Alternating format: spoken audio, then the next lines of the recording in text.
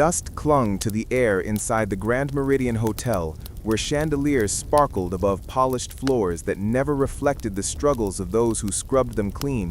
And on this particular morning, Dara Omisade, a poor cleaner barely holding herself together, dragged her cart along the endless corridor toward Suite 2701, her eyes heavy, her arms aching, her thoughts consumed by her younger brother's coughs that had kept her awake all night, the landlord's threats for rent, and the way hunger had become a companion she no longer argued with.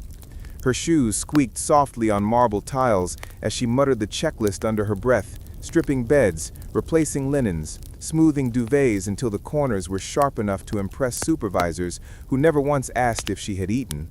And when she reached the final suite, the largest, the most opulent, the one usually reserved for heads of state and billionaires who lived in another universe altogether, her back gave a sharp protest, so she sank to the edge of the mattress for what she told herself would be a single breath, just to stretch her spine, just to count to 10 before tackling the gleaming bathroom with its gold taps. But the mattress was cloud soft, the silence of the room cradled her like a lullaby, and in seconds her head fell to the pillow and sleep, uninvited yet irresistible, wrapped her in a heavy blanket. In her dreams, she was once again a little girl beneath her late mother's patched mosquito net, listening to rain dance on zinc rooftops, while her father recited Yoruba proverbs about rivers that forget their source, about humility and endurance. And she smiled in the dream, because for a fleeting moment, life felt safe, until the sharp click of a door opening in the real world broke the spell. Standing at the threshold was Adrian Cade, a billionaire whose name rippled through the financial districts like gospel, tall, commanding, yet weary in a way no one saw beneath his tailored navy suit, and beside him, his assistant, Rhea, stiff with horror as her eyes locked onto the sight of a hotel maid sprawled across her employer's bed. But Adrian's reaction was not anger, nor insult, nor even the cold amusement most powerful men might have shown. He simply paused, his gaze softening as he watched the tiny rise and fall of Dara's exhausted breath. And for a moment, his own memories surfaced of a scar on his chin earned at 17 when a hotel worker had pulled him from a motorbike crash and prayed over him until dawn. Rhea whispered urgently, "Sir, shall I call security? This is a breach of protocol." But Adrian raised one hand in silence, stepping closer, his shoes whispering against the thick carpet, and instead of shouting, he reached for the throw blanket folded at the foot of the bed, shaking it out gently before draping it over Dara's frail shoulders, tucking it in like one might a child, the smallest act of mercy performed in the grandest of suites. And then he placed his phone on the desk, loosened his tie, and lowered his voice into something almost reverent as he murmured, "Let her rest. She has fought longer battles than I have today." Rhea stared, baffled, torn between rules and the strange calm in her boss's tone, while Adrian's mind turned over a quiet truth, that wealth could buy castles, but not the kind of exhaustion that came from carrying worlds on fragile shoulders.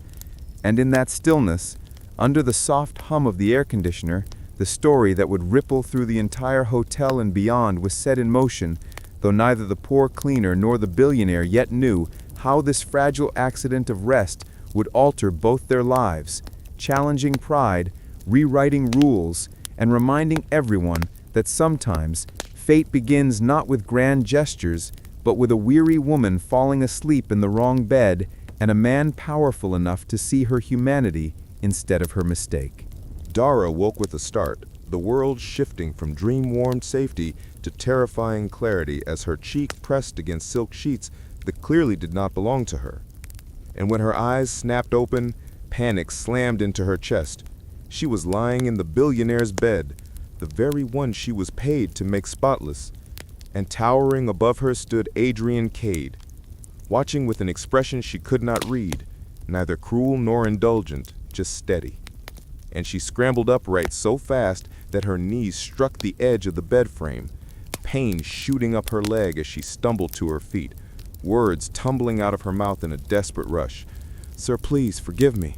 I didn't mean. I was only resting for a moment. I haven't slept in days. My brother is sick. The shifts are long. Please don't report me. I'll lose my job. I'll lose everything." her hands fluttering like frightened birds, clutching at the ragged apron tied around her waist as if it could shield her from the ruin she was certain was seconds away. And Rhea, the assistant, looked scandalized, stepping forward with her sharp voice ready to cut. "This is unacceptable. She should be written up, escorted out immediately." But before Dara could collapse into apology again, Adrian lifted a hand, silencing the room as if he controlled not only empires but air itself, and his voice, low yet commanding, filled the suite. "What is your name?" The question stopped Dara mid-sob, her lips trembling as she answered softly, "Dara." And he nodded, as though committing it to memory like something sacred. "And how long have you been working today?" She blinked, confused. "Since 5 a.m., sir?" His gaze held hers without flinching. "And when does your shift end?" 9, she whispered, shame choking her throat. Instead of anger, he reached for the room phone, dialing room service with the same ease he once bought companies, and said, "2 bowls of gelato with grilled fish, extra ginger tea." Rhea nearly gasped in horror at the absurdity, but Adrian continued as though it were the most natural decision in the world. "You'll eat first, Dara," he said simply, "then you will tell me everything. Not to defend yourself, not to beg. Just tell me how you ended up asleep in this bed and why no one saw fit to notice." Dara's eyes widened, confusion cutting through fear. Was this a trap? Another cruel game played by the wealthy? She clutched her hands together so tightly that her knuckles whitened, shaking her head. "Please, sir, I don't want trouble. I only need to keep this job so I can buy medicine for my brother." "And what about you?" Adrian asked, his tone shifting to something softer but unyielding. "When was the last time you ate properly or slept a full night?" The truth rose in her throat like fire, humiliating in its rawness, and tears spilled before she could stop them. Rhea stepped closer, exasperation sharp in her face, but Adrian cut across her words before they formed.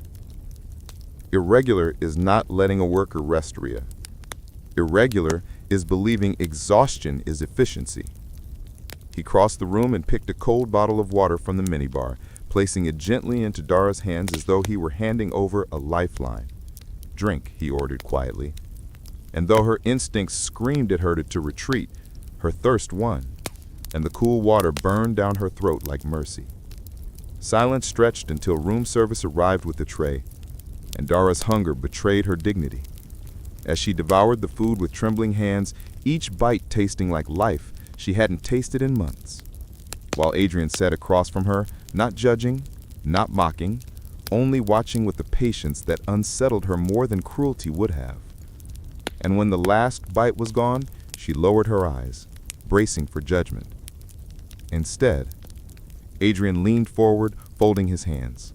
"Now," he said, "tell me what it cost you to survive in this place, Dara, because no one should work themselves into collapse, not even you." And in that moment, with her shame heavy, but his gaze steady, Dara realized something had shifted. The man whose world she had invaded was not pushing her out, but pulling her story in. And though fear still gripped her bones, the faintest spark of something long buried flickered in her chest. The chance to be seen. The words spilled from Dara slowly at first, halting like drops from a cracked tap, then faster, a rush she could no longer hold back as she told Adrian pieces of a life that had broken her down yet refused to fully destroy her. She spoke of her mother, who died when Dara was just 16, leaving her with a younger brother, Kene, whose frail lungs whistled in the night until the sound of his wheezing became the soundtrack of her childhood.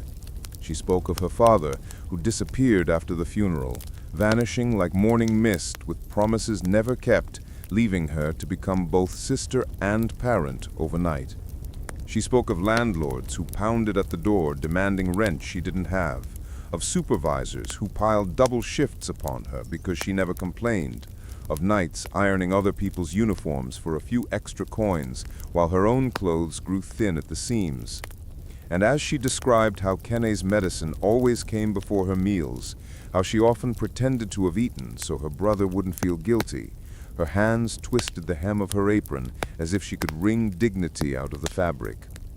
Adrian listened without interruption, his eyes steady, his fingers moving only once as he pulled out a battered notebook, an old-fashioned thing, out of place in a room lined with screens and glass. And he scribbled notes as though her story were not a shame to endure, but a record worth preserving. And when Dara's voice cracked with the confession of how she had once dreamed of being a teacher, how she loved books and numbers, but had dropped out to keep food on the table, her shame thickened until she could hardly breathe. But instead of pity, Adrian leaned forward with quiet gravity. "You kept your brother alive when the world left you two for dead," he said, his voice sharp with conviction. "That is not failure, Dara. That is strength." She shook her head violently, tears spilling hot. "Strength doesn't pay hospital bills. Strength doesn't stop a landlord from throwing us into the street." Adrian tapped the notebook closed and set it on the desk, his expression firm. "No," he agreed, "but strength is the reason you've endured until someone with means could hear you, and I am listening." She stared at him, distrust battling with an aching desire to believe. Because men like him did not listen to girls like her. Men like him passed by in tinted cars while she scrubbed floors unseen. But here he was, asking not for excuses, but for her truth. Rhea shifted at the edge of the room, restless, clearly uncomfortable with how her employer seemed to be bending rules and time for this stranger in a faded uniform. But Adrian ignored the tension like a man used to choosing his own laws. He asked specific questions.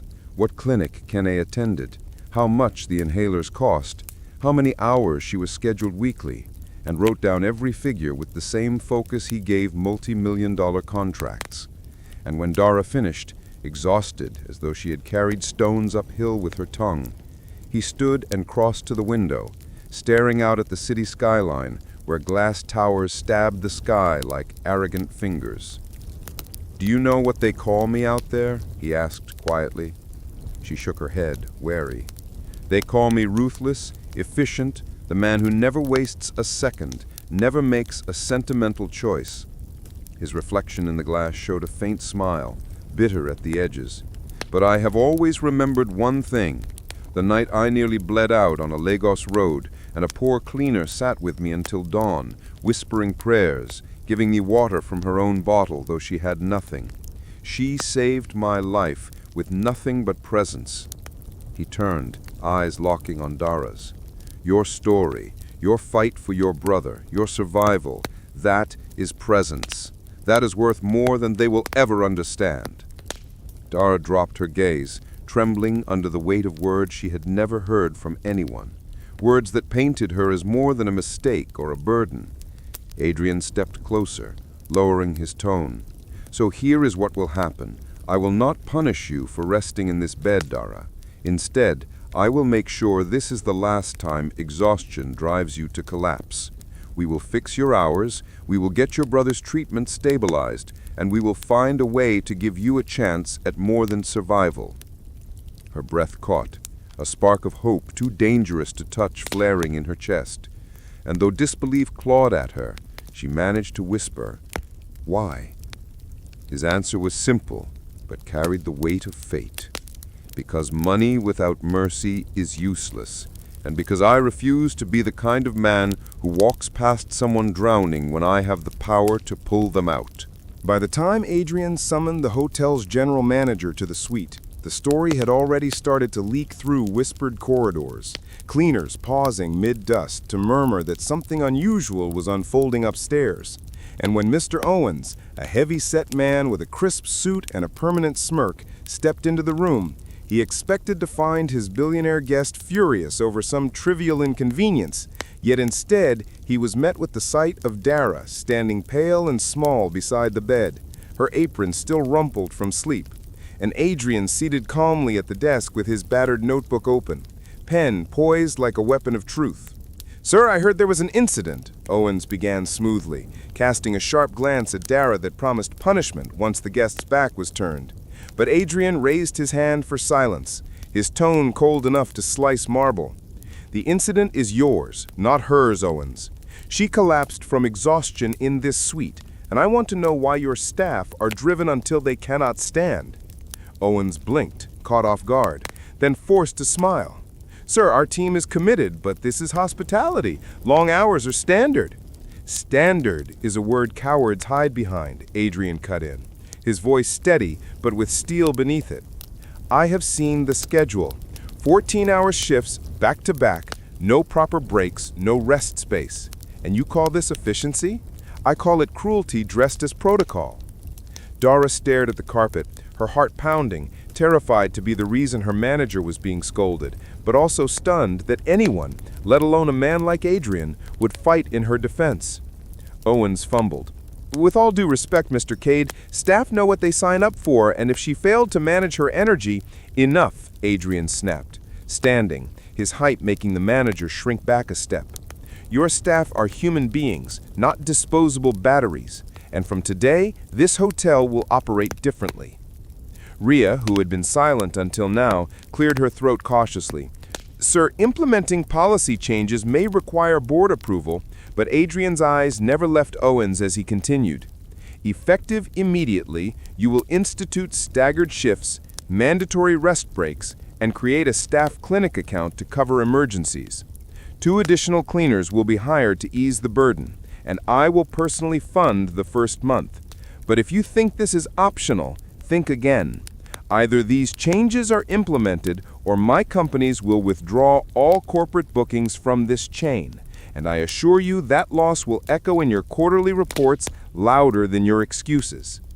Owen's smirk faltered, sweat pricking his brow as he realized this was not a discussion but a verdict, and though resentment burned in his eyes, he forced a nod. "Of course, sir. I'll draft the adjustments," he muttered, already plotting how to twist the orders.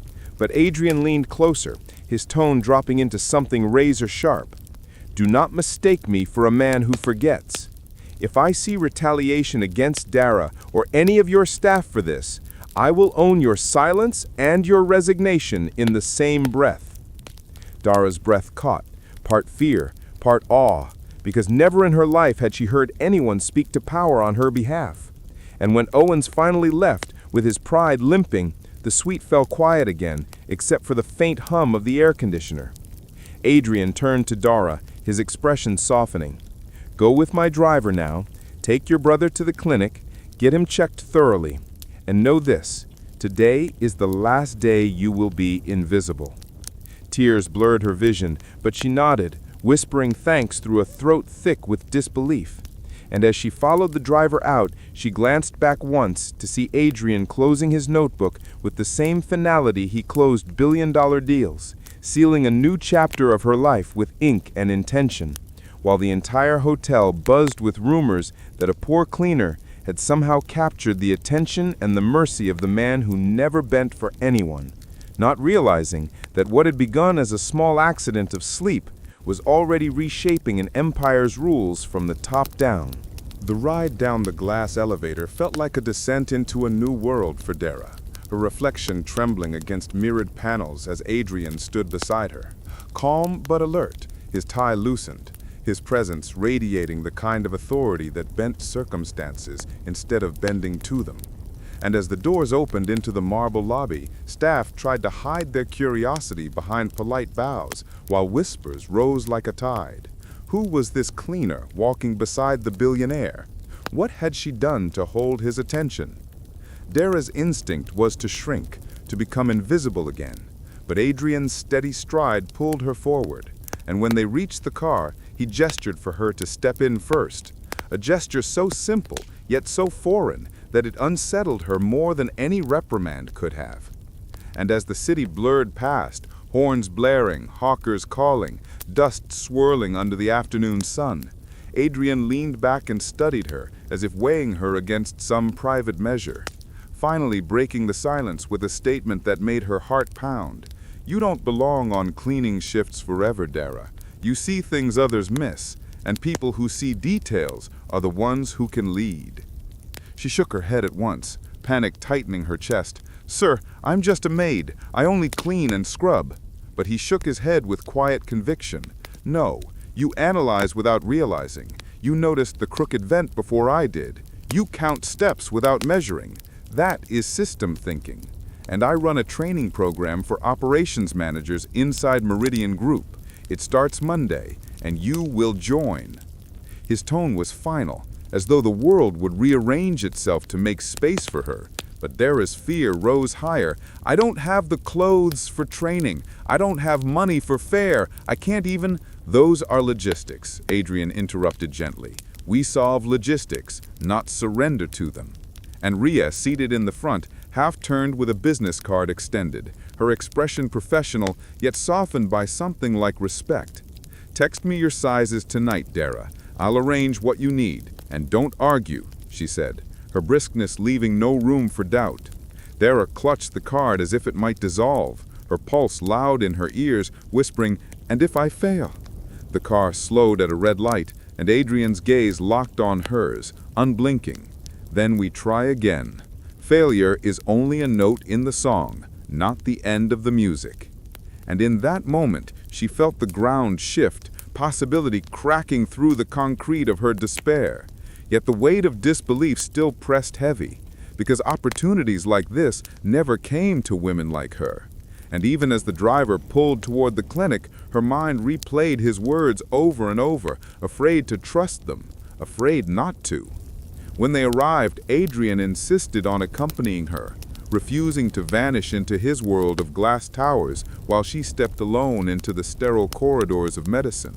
And as the nurse guided Kene through breathing tests, Adrian remained in the hall, jacket draped over a chair, sleeves rolled up, his scar visible under the bright light. And Dara found herself staring until he caught her gaze and explained softly, 17 years old, Lagos Road, a motorbike accident. I should have died, but a hotel cleaner sat beside me, whispering prayers until help came. And though she never gave me her name, I vowed that if I ever had the power, I would never let mercy go unpaid. His voice carried a weight she had not expected, and her throat tightened, because she realized he was not helping her out of pity, but out of principle, out of a promise tied to his own survival. When the doctor returned with prescriptions and a treatment plan for Kene, Adrian covered the bill without hesitation, his signature flowing across papers like a quiet guarantee. And as Dara watched Kene clutch a new inhaler proudly, declaring, "The monster can't catch me now," she felt tears sting her eyes again. But this time, they were not only of shame. They were of relief, of gratitude, of something dangerously close to hope. And when they returned to the car, Adrian handed her a folder. "Inside are training modules. Study them before Monday. You'll understand more than you think, because brilliance never dies. It only waits for its chance to rise again." And though she wanted to protest, though she wanted to insist that she was not brilliant, only desperate, something in his eyes, steady, unwavering, silenced her. And as the car moved back into the current of city traffic, she whispered a quiet promise to herself. "If fate has opened a door, I will step through it, even if my legs tremble." Training began with the kind of intensity Dara had never imagined. The conference room on the 12th floor humming with projectors, whiteboards, and young recruits in neat blazers tapping at laptops, while she sat stiff in a borrowed dress, her old hands smelling faintly of bleach though she had scrubbed them raw. And the instructors wasted no time, hurling spreadsheets on scheduling, case studies about staff efficiency, simulations where one misplaced number collapsed entire shifts. Dara faltered at first, her mind stumbling like bare feet on gravel, classmates sneering under their breath at the maid pretending to be a manager, but she gritted her teeth, recalling Adrian's voice, "Failure is only a note, not the end of the music," and forced herself to go again, faster, sharper, refusing to let shame crush her. And when she solved a rotation puzzle in half the allotted time by remembering how she once mapped the corridor's cleaning sequence to finish without crossing carts, the instructor raised his brows, impressed though he didn't say it aloud. Nights remained heavy with exhaustion because she still worked part shifts to cover immediate needs, but the schedule was merciful now, rest breaks real instead of imaginary. And each evening she returned to Kene who waved his inhaler proudly and told her the monster in his lungs was losing. Adrian, true to his word, did not hover, only sent 2 emails, one granting her access to Meridian's online portal, the other a single line that read, "The person who fell asleep is allowed to become the person who writes rest into the rules." And those words burned like firewood in her chest when fatigue threatened to smother her. In week 4, the cohort faced its first major test, redesigning operations for a mid-size hotel under pressure conditions. And while others produced flashy charts that collapsed under stress simulations, Dara's model looked plain, almost too simple, until the instructor stress-tested it with sudden sick leaves and equipment failures. And where others buckled, hers bent but held, because she had built slack into the busiest corridor, a hidden margin born from nights of watching colleagues collapse. And when the system absorbed every shock without breaking, the instructor finally spoke. "This is resilience, not luck." And the class turned to stare, some grudging, some admiring. Dara did not win first place, but she won something steadier, a position offer from Meridian's operations team with a salary that promised stability. And on her last cleaning shift, she stood alone in suite 2701, smoothing the duvet one final time, not to erase her mistake, but to honor it, her palm pressing into the mattress as if blessing the bed that had once shamed her into fear, yet had birthed the beginning of her redemption. And tears pricked her eyes as she whispered to herself, "From collapse came chance." The next morning, she sat at a desk overlooking the service corridor she once walked endlessly with a cart, her badge clipped neatly, her hands no longer raw from bleach, but steady over reports, and she mapped patterns with the same quiet focus she once used to tuck corners, her mind discovering that numbers bent to her in ways they never had for others. Colleagues muttered, some impressed, others resentful, but Adrian's faith in her had already rewritten her definition of herself. And as she organized shifts, solved errors others missed, and proved again that her eye for detail was her greatest weapon, the cleaner who had once been invisible began to be whispered about in a new way. The girl who solved the impossible puzzle, the one who caught what managers overlooked. And though she smiled quietly at the rumors, her real pride came when Kene, healthy and breathing freely, hugged her after school and said, "Sister, you don't smell like bleach anymore. You smell like books again." And she realized that maybe, just maybe, she was no longer merely surviving, but stepping into the life she had once dreamed of, where exhaustion did not own her story anymore. Success brought Dara a kind of visibility she had never prepared for, and though some colleagues welcomed her brilliance with curiosity, not everyone was pleased. For in the wide, open-plan office of Meridian Operations, Francis, a tall man with slick hair and the wary eyes of someone long accustomed to being the boss's right hand, watched her rise with a bitterness that sharpened each day. His pride stung every time James Adrian asked, "What does Dara think?" during meetings, or when clients began to request her presence by name. And though she kept her head down, notes neat, summaries clear, her quiet competence drew attention she had never sought.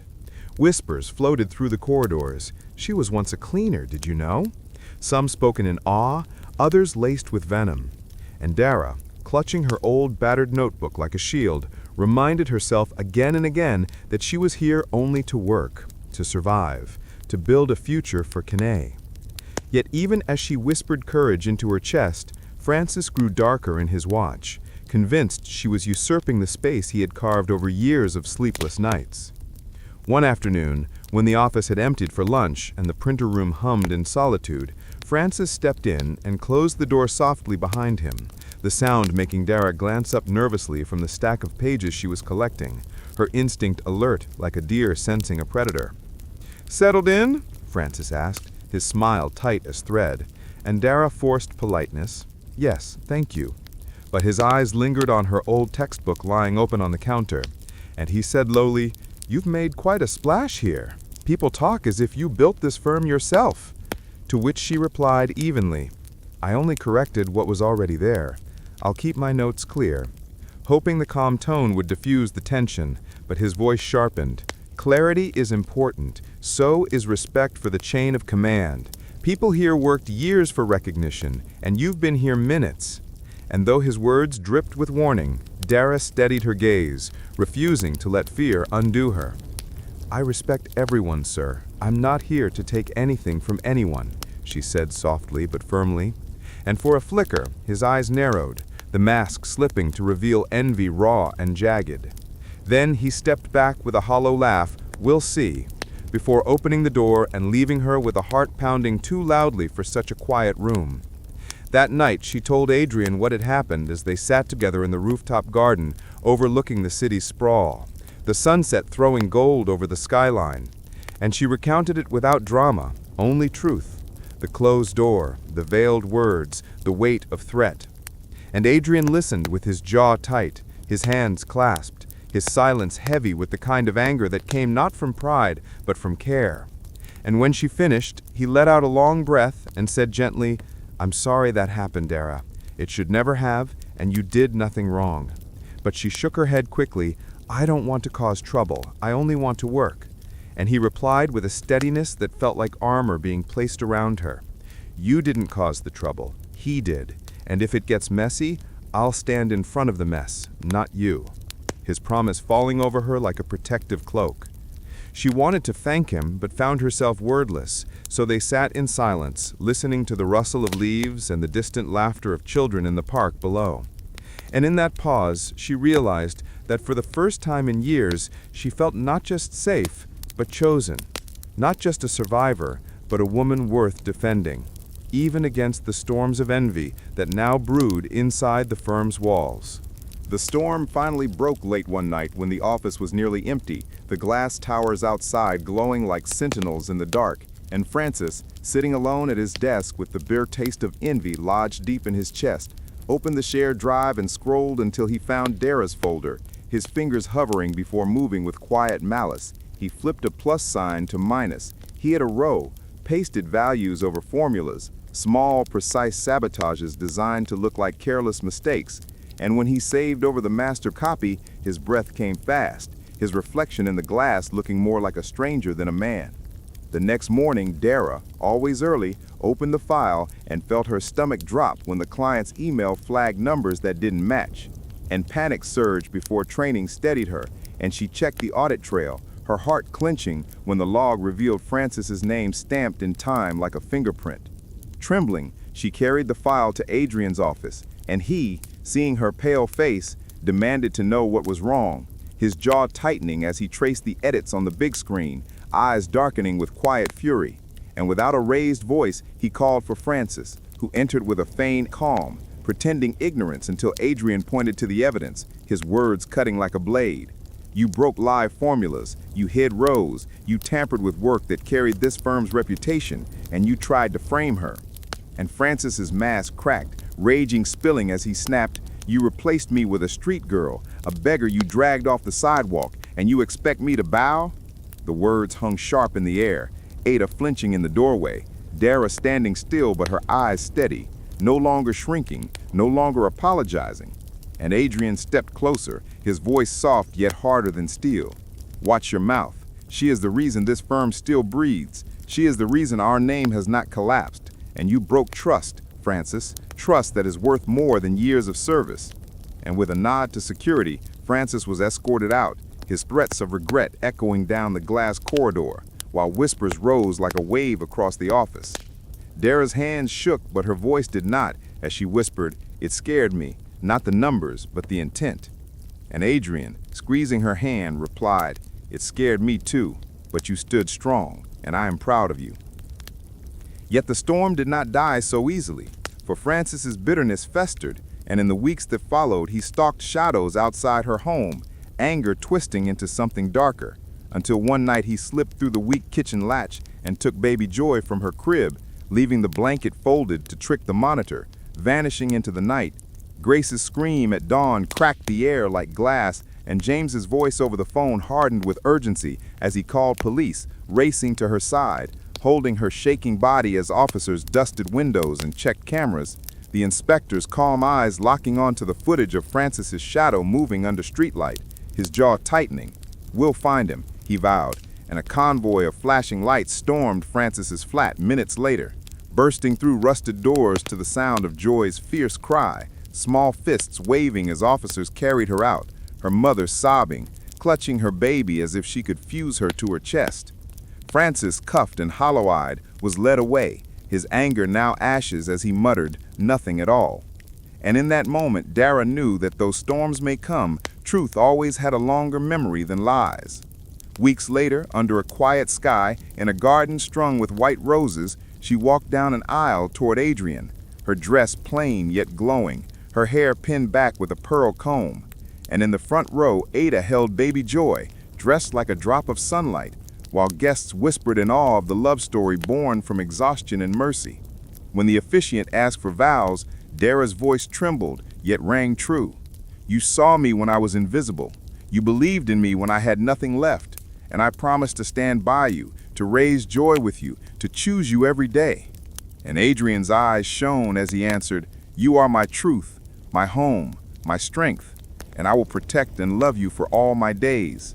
And when they kissed, Joy laughed in Ada's arms as if blessing them herself, the whole garden joining in the laughter. And as Dara walked back down the aisle with Adrian's hand in hers, the old cleaner's apron replaced with a badge of honor and a ring of promise, she whispered to herself words that had burned in her chest since the night she collapsed in Suite 2701. "I was never nothing. I was only waiting for the right moment to be seen, and now she was seen, loved, and finally free to build the future she once thought belonged to someone else."